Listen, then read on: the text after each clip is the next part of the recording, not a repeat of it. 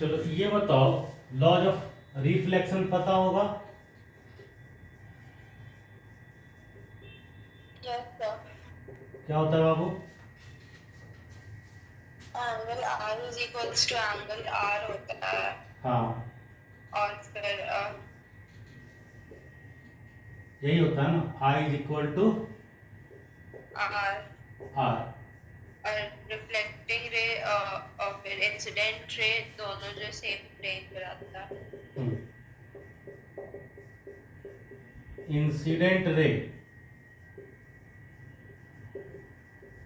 Normal ray and reflected ray all lie in क्या होता है, सेम प्लेन, है ना? Yes sir. इसका क्या मतलब है कि देखो ये आने वाला रे है, ये बोर्ड के प्लेन में है ना, ये जाने वाला रे है, ये भी क्या है, बोर्ड के प्लेन में, और ये नॉर्मल रे ये बोर्ड के प्लेन में है। कोई ऐसा होगा देखो तो इस तरीके से बोर्ड के प्लेन से बाहर, नॉट सर। या ये हो सकता है क्या? नहीं, या ये नहीं, तीनों का तीनों इसी बोर्ड के प्लेन में है, ठीक है। इसी चीज को वेक्टोरियली लिखने का एक तरीका होता है। देखो जैसे इधर रे आ रहा है ना, तो मान लिए इसका डायरेक्शन को आई कैप, ठीक है, और ये जो था नॉर्मल रे, इसको एन कैप मान लो, ठीक है। जरा इसका क्रॉस प्रोडक्ट करके देखो, ऐसे करो, हाथ ऐसे घुमाओ, आउटवर्ड आ रहा है क्या? देख लो, आउटवर्ड आ रहा है, यस। ये आउटवर्ड आ रहा है, ठीक है।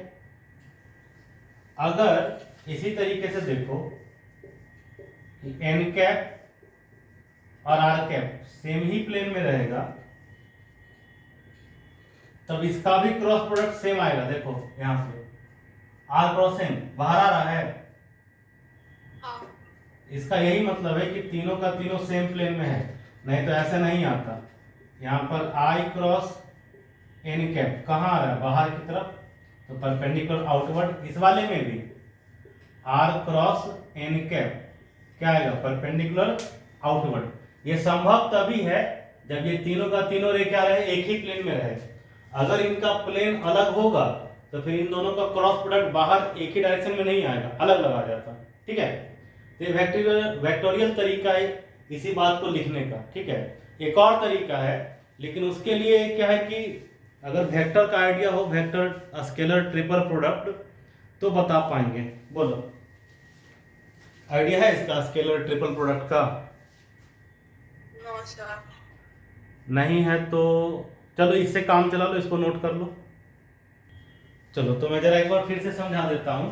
मान लीजिए कि तीन वेक्टर है, वेक्टर ए, वेक्टर बी और वेक्टर सी। अगर ये तीनों कोप्लैनर है, अगर तीनों क्या है, coplanar, if three vectors are coplanar then their scalar triple product क्या हो जाएगा बाबू, विल बी 0। आज जाके मेरा वेक्टर वाला लेक्चर देख लेना, ठीक है ना, उसमें पढ़ाया हुआ है ये। इसका मतलब होता है okay sir. Volume of parallelepiped is equal to 0। A cross b dot c अगर 0 है, तो इसका मतलब होगा कि तीनों का तीनों वेक्टर क्या है, को प्लेनर है, एक ही प्लेन में एग्जिस्ट करता है। तो इसका वेक्टर को हम लोग क्या कह रहे थे, आई कैप, इसके वेक्टर को क्या कह रहे थे, आर कैप, इसके वेक्टर को क्या कह रहे हैं, एन कैप। अगर ये तीनों भी को प्लेनर है तो बताओ मैं क्या लिखूं, जल्दी बताओ। और इसको किसी भी ऑर्डर में लिख सकता हूं, उससे कोई फर्क नहीं पड़ता, बोलो। आई कैप क्रॉस आर कैप। हाँ, किसी भी ऑर्डर में लिख दो, किसी भी ऑर्डर में लिख दो, उससे कोई फर्क नहीं पड़ता। इसको खाली होना कितना होगा, 0। तो ये साबित कर देगा कि तीनों का तीनों जो रे है वो क्या है बच्चों, सेम ही प्लेन में एग्जिस्ट कर रहा है, ठीक है ना। चलो आगे बताता हूं।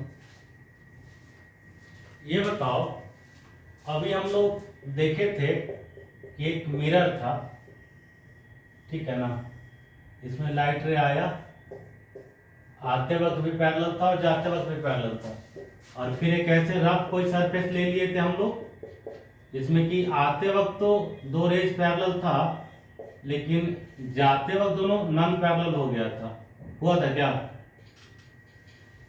तो लाइट का रिफ्लेक्शन ये तो फॉलो करता हुआ समझ में आता है, क्या इसमें भी फॉलो हो रहा है कि नहीं हो रहा है। सर नहीं हो रहा है। एक्चुअली हो रहा है। मुद्दा ये है कि इसका जो नॉर्मल होगा ना वो सेम नहीं होगा, दोनों जगह का नॉर्मल, दोनों जगह का नॉर्मल ही अलग होगा, ठीक है। तो जहां भी लाइट गिरता है ना, लाइट का रिफ्लेक्शन सरफेस के लिए होता है कि एक पॉइंट के लिए होता है। लाइट का रिफ्लेक्शन सरफेस के लिए होता है कि पॉइंट के लिए होता है। Sir point. पॉइंट के लिए होता है। तो जिस भी पॉइंट पे लाइट गिरती है ना वहां पे लॉज ऑफ रिफ्लेक्शन फॉलो होता है, सरफेस के लिए थोड़े होता है लाइट ऑफ रिफ्लेक्शन, ठीक है ना। तो ध्यान रहे, at each point of incidence laws of reflection is valid, ठीक है ना। तो दोनों जगह रिफ्लेक्शन ऑफ लॉ फॉलो हो रहा है, ठीक है ना।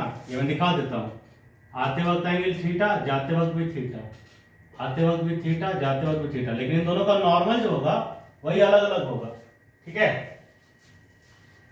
तो कोई भी सरफेस है लॉ ऑफ रिफ्लेक्शन फॉलो होता है, डेफिनेटली होता है, नोट कर लीजिए। चलो देखो बताता हूं। ऑब्जेक्ट वो होता है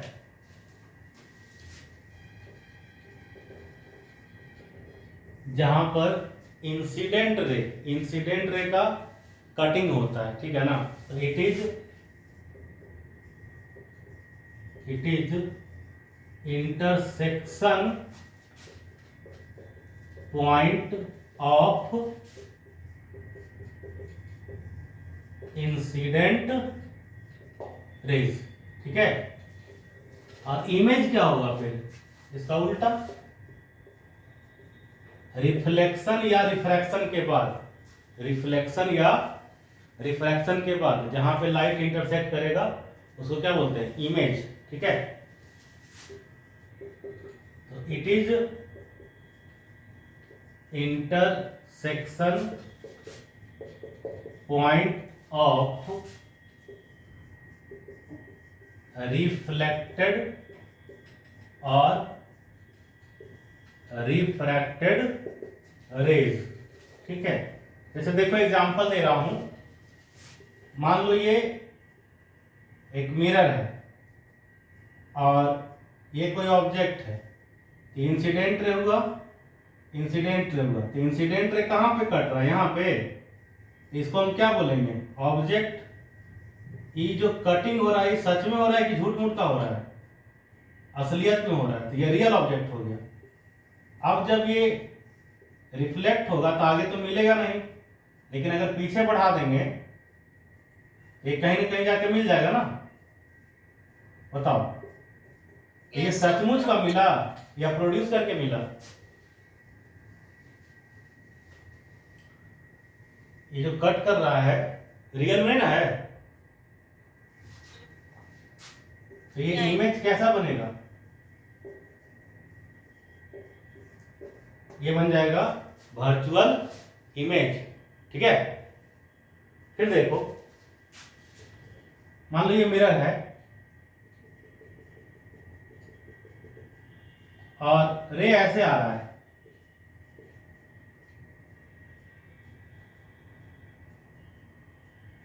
ठीक है ना। तो ये इंसिडेंट रे देखो कट रहा है यहां पर, इसको ऑब्जेक्ट बोलेंगे, लेकिन ये कैसा ऑब्जेक्ट है? वर्चुअल ऑब्जेक्ट है। और रिफ्लेक्शन के बाद फिर यहाँ पे कटेगा। ये इमेज है, कैसा इमेज है? रियल इमेज है, ठीक है ना। तो ऑब्जेक्ट और इमेज दोनों ही क्या हो सकते हैं? रियल भी हो सकते हैं और वर्चुअल भी हो सकते हैं, ठीक। चलते हैं आगे। पता है बोर्ड में और नीट में ज्यादातर सवाल रियल ऑब्जेक्ट का रहता है, जेई वाले में पूछता है वर्चुअल ऑब्जेक्ट का, ठीक है ना। तो एक अंतर निकालने के लिए आता है, या ध्यान रखना चाहिए कि कैसे हम समझें कि इमेज जो है हमारा रियल है कि वर्चुअल है। तो मैं देखो किस हिसाब से बता रहा हूँ। फॉर रियल ऑब्जेक्ट, मैं किसके लिए बता रहा हूँ? फॉर रियल ऑब्जेक्ट, इसका जो इमेज हो सकता है वो दो तरीके का हो सकता है। क्या क्या? या तो वो रियल हो सकता है इमेज, या फिर वो इमेज क्या हो सकता है? वर्चुअल हो सकता है। इसको पहचानने का सीधा सीधा तरीका ये है कि रियल ऑब्जेक्ट का रियल इमेज जो रहेगा ना, वो क्या रहेगा बाबू? ऑलवेज इन्वर्टेड रहेगा, उल्टा रहेगा। मतलब ये ऑब्जेक्ट है तो इसका इमेज ऐसे रहेगा, ठीक ना। और वर्चुअल वाले में क्या है कि वो इमेज जो बनेगा वो क्या बनेगा? इरेक्ट। माने ये अगर ऑब्जेक्ट है तो इसका इमेज देखो क्या है इरेक्ट, ये भी, ठीक है ना। और दूसरा पहचान, रियल इमेज जो है ना उसको हम किसी स्क्रीन पे देख सकते हैं, जैसे प्रोजेक्टर वाला होता है ना, दीवार पे बन जाता है या पर्दा पे बन जाता है, वैसे ही तो रियल इमेज को हम स्क्रीन पे देख सकते हैं। तो can be obtained on screen, जबकि ये कभी स्क्रीन पे नहीं उतरेगा, ठीक है ना। Can not be obtained on screen, ठीक है। तो नोट कर लो। प्लेन मिरर अभी हम लोग किए थे ना। जैसे मान लो ये प्लेन मिरर है और यहां से ऐसे लाइट रे आ रही है और ये इधर चली गई, ठीक है। ये नॉर्मल है, तो यदि ये थीटा है तो ये भी क्या होगा? थीटा होगा। तो लाइट रे को जाना इधर था ना, बताओ। अब चली गई इधर तो क्या ये डिविएशन हुआ? तो ये डेल्टा एंगल ऑफ डिविएशन,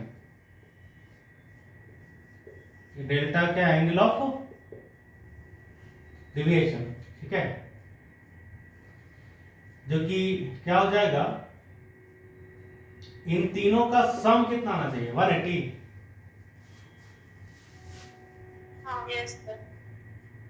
ये अगर आई है तो ये भी क्या है? आई है। तो delta plus 2i equal to कितना है? पाई। तो डेल्टा बराबर कितना आ जाएगा? Pi minus 2i। Yes sir. ठीक है ना, नोट कर लो।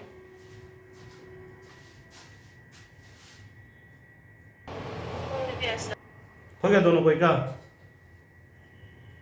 Yes sir. समझ गए ना कि 180 डिग्री का एंगल होता है टोटल स्ट्रेट लाइन पे, ठीक है। तो प्लेन मिरर लाइट रे को कितना से डिविएट कर देता है? पाई माइनस 2i से, ठीक है। तो मिरर जो होता है वो खास तरीके का सरफेस होता है, जो कि क्या होता है बच्चों? स्मूथ होता है, शाइनिंग होता है, पॉलिड होता है, और क्या होता है? रेगुलर होता है, ठीक है ना। ये मिरर के सरफेस का खासियत है, मिरर ऐसा होता है, ठीक है ना।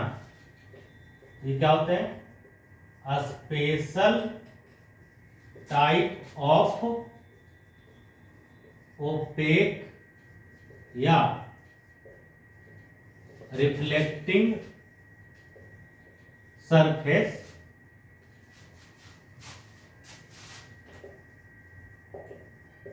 विच इज, जो कि होता है क्या, स्मूथ, शाइनी, पॉलिश और रेगुलर। तो वैसी चीजों को आप क्या कहते हैं, मिरर कहते हैं, ठीक है ना। तो मिरर का खासियत क्या है, मिरर लाइट रेज को रेगुलर रिफ्लेक्शन में कन्वर्ट कर देता है, जबकि कोई ओपेक बॉडी जो मिरर नहीं हो तो वो क्या करता है, स्कैटरिंग करता है, ठीक है ना। तो ये इमेजेस फॉर्म करते हैं ना, मिरर्स क्या करते हैं, फॉर्म्स इमेजेस, ठीक है ना। जबकि ऐसे कोई रिफ्लेक्टर हो जो कि मिरर नहीं है, तो वो क्या करता है, इमेज का फॉर्मेशन करेगा, नहीं करेगा। क्यों, ऑर्डिनरी रिफ्लेक्टर, मैं किसकी बात कर रहा हूं, ऑर्डिनरी रिफ्लेक्टर या कोई ऑर्डिनरी ओपेक रिफ्लेक्टर, ठीक है। ये क्या करते हैं, ये लाइट को स्कैटर कर देते हैं, ठीक है ना। तो दोनों का अपना अपना फायदा है।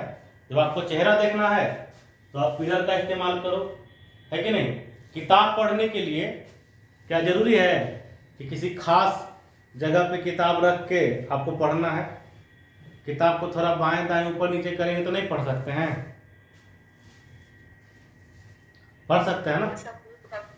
या क्लासरूम में अगर हम बोर्ड देख रहे हैं तो चाहे किसी भी बेंच पे बैठे हो हमको बोर्ड दिख जाएगा, लेकिन बोर्ड की जगह पर अगर मिरर है तो उसमें अपना चेहरा देखने के लिए किसी खास जगह पे बैठना पड़ेगा, नहीं तो दिखाई नहीं देगा, है कि नहीं। Yes sir. चलो ठीक है, तो नोट कर लो।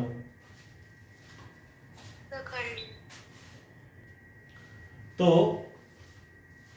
एक मिरर को बनाने के लिए, to make a mirror, one surface of ए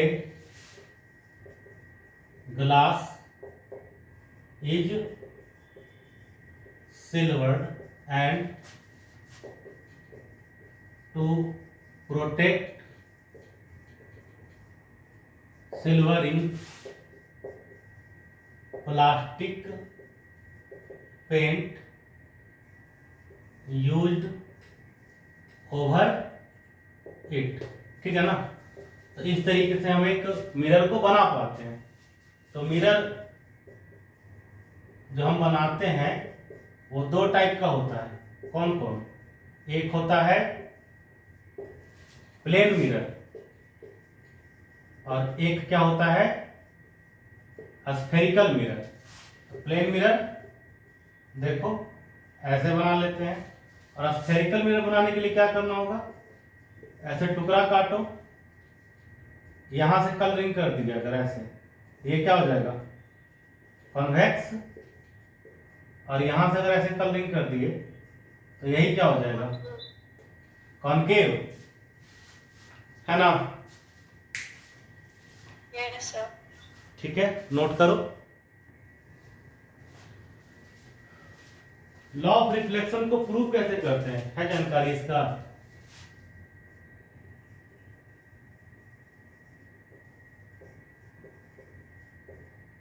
इसके बारे में कभी सुनी हो, formats principal.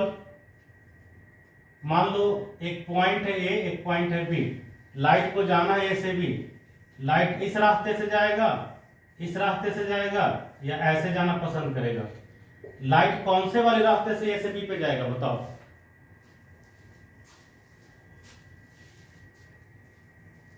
Straight line. Straight line से जाएगा, बिल्कुल। इसी को कहते हैं फर्मेट्स प्रिंसिपल, ठीक है ना। Light choose shortest path, light जो है वो कौन सा रास्ता पकड़ती है, हमेशा शॉर्टेस्ट रास्ता पकड़ती है लाइट, ठीक है ना। नोट कर लो इसको,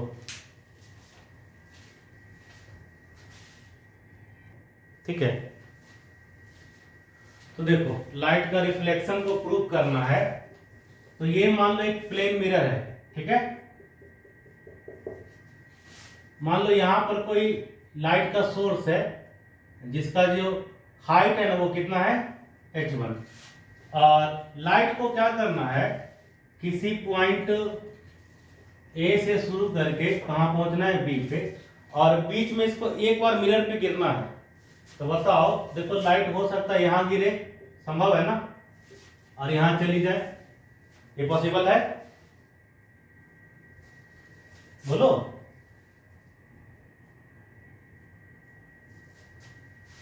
हो सकता है ना? हेलो। तो देखो जैसे हम एक चीज बताए कि लाइट कहीं यहां पे गिरा और यहां चला गया, कोई हो सकता है लाइट को यहां गिरा दे और उसके बाद यहां पहुंचा दे, ये भी तो पॉसिबल है ना। या हो सकता है कोई लाइट को यहां गिरा दे और यहां पहुंचा दे, या ऐसा भी पॉसिबल है कि लाइट को यहां गिरा दे और यहां पहुंचा दे। ऐसे कितने सारे रास्ते संभव है अगर हम सोचने बैठे तो, इनफाइनाइट। इसमें से एक ही रास्ता सही होगा जो सबसे शॉर्टेस्ट होगा कि नहीं? हाँ। तो होने के लिए बहुत सारे रास्ते हो सकते हैं, इसको ड्राइंग को बना लो, फिर हम एक रास्ता पे लगाएंगे कैलकुलस। तो अब हम क्या करते हैं, उन अनेक रास्तों में से कोई एक रास्ता चुनेंगे हम, ठीक है। तो हमने देखा कि ए पर से लाइट को कहीं पे आना होगा, अब इसको जाना कहां पर होगा, कहीं किसी पॉइंट बी पर इसको जाना रहेगा, ठीक है ना। तो मान लेते हैं कि ये क्या है I और ये क्या है R, हमको ये साबित करना है कि I इक्वल टू R होगा। तो A का जो ऊंचाई है वो मान लो h1 और B का जो ऊंचाई है वो कितना मान लिए h2, इसके दोनों के बीच का दूरी जो है वो फिक्स है, मान लो L है, L बदलेगा नहीं, ठीक है ना। अब ये पॉइंट ऑफ इंसिडेंस अभी बताया था ना, कहीं भी हो सकता है, बताओ कहीं भी हो सकता है ना। तो मान लो कि यहां से यहां का दूरी, पॉइंट ऑफ इंसिडेंस का दूरी यहां से लेके अगर x है तो बाकी कितना बचा, L माइनस एक्स बचा। ये यदि I है तो ये भी कितना हो जाएगा I, और ये यदि R है तो ये भी कितना हो जाएगा R हो जाएगा, ठीक है ना। अब ये बताओ हमको कि इतना दूर है इतना दूर x है और बाकी जो है वो कितना है L माइनस एक्स, ये हाइपोटेनस कितना हो जाएगा, ये हो जाएगा root under h1 square plus x square, और ये कितना हो जाएगा root under h2 square plus L minus x का स्क्वायर। हो सकता है क्या, बताना। Yes sir. यहां से देख लो ये चीज कि साइन I बराबर हो सकता है perpendicular by hypotenuse x by root under h1 square plus x square, और sine R is equal to हो जाएगा perpendicular L minus x by root under h2 square plus L minus x का स्क्वायर। ये दोनों सही है ना, देख लो तो बताओ, ये दोनों करेक्ट है ना। ठीक है, चलो और कुछ करके बताते हैं। देखो तो जरा, अगर हमारे पास दिया हुआ है h1 square plus x square और इसका हमको डिफरेंशिएशन करना है इसके पावर हाफ का विथ रिस्पेक्ट टू dx, तो क्या आएगा बताओ, हाफ आगे आ जाएगा, और इसका differentiation H square plus x square का हाफ माइनस 1 हो जाएगा, और उसके बाद ये ब्रैकेट के अंदर जो है उसका भी डिफरेंशिएशन करना पड़ता है ना। तो h1 तो कांस्टेंट है, h1 कांस्टेंट है ना, इसका तो 0 हो जाएगा। अब बाकी का क्या हो जाएगा 2x। देखो तो ये करेक्ट है, यहां देखो 2 से 2 कैंसिल हो जाएगा, Yes, sir. यहाँ बचेगा x और ये पावर बचेगा -12 बचेगा। -12 जो पावर है इसको नीचे भेज देंगे। अगर हम एक स्टेप और ले लेते हैं, ये आ जाएगा h1² प्लस x² का पावर -12। इसको लिख सकते हैं हम x divided by √h1² plus x²। देख लो कितना दूर ठीक है। Yes, sir. दूसरा देखो, हमें इसका भी डिफरेंशिएशन करना है। इसका अगर तो ये है h2² plus l minus x का होल स्क्वायर का power half with respect to dx। ऐसे ही कर सकते हैं इसका भी। हाँ, हो जाएगा 1/2 h2² plus l minus x का होल स्क्वायर का पावर -12। अब ये ब्रैकेट के अंदर जो है उसका अलग से डिफरेंशिएशन करना पड़ेगा। तो h2 का कितना आ जाएगा 0, इसका आ जाएगा 2 इंटू l माइनस एक्स। अब फिर इस ब्रैकेट के अंदर जो है उसका भी करना पड़ेगा डिफरेंशिएशन। तो उसमें से l का 0 आ जाएगा और x का 1 आ जाएगा। इतना पूरा इसका डिफरेंशिएशन हुआ। इसमें भी 2 से 2 क्या हो जाएगा, कैंसिल। तो ये आ गया फाइनली l माइनस एक्स, आगे एक निगेटिव साइन। ये वाला टर्म जो -12 है इसको नीचे भेज देंगे, आ जाएगा √h2² plus l minus x का होल स्क्वायर हो जाएगा। इतना बताना जरा। yes, sir. ठीक है, चलो इतना दूर छापो पहले।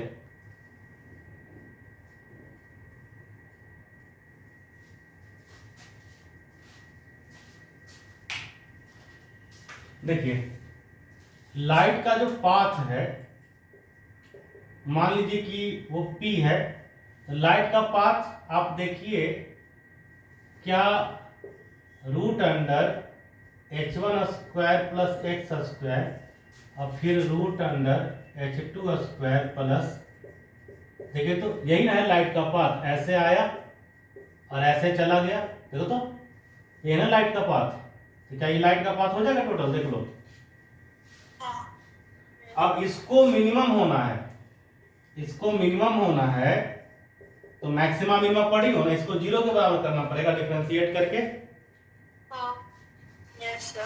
यानी कि अब इन दोनों का जो डिफरेंशिएशन है, differentiation of √h1² plus x² with respect to x plus differentiation of √h2² plus l minus x का whole square with respect to dx, ये 0 आना पड़ेगा ना। अब हमको बता इसका डिफरेंशिएशन अभी हम लोग डिस्कस कर लिए थे, किए थे अभी जस्ट।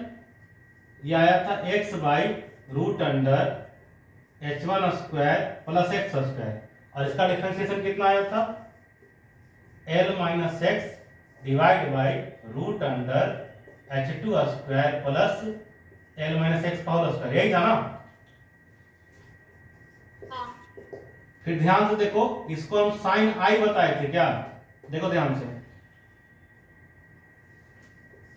और इसको क्या हम साइन आर बताए थे, देख लो, है ना।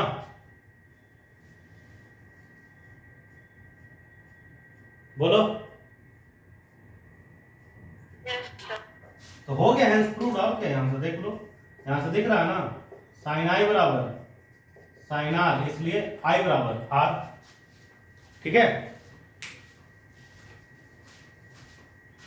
Yes, sir. हो गया। Yes, sir, हो गया.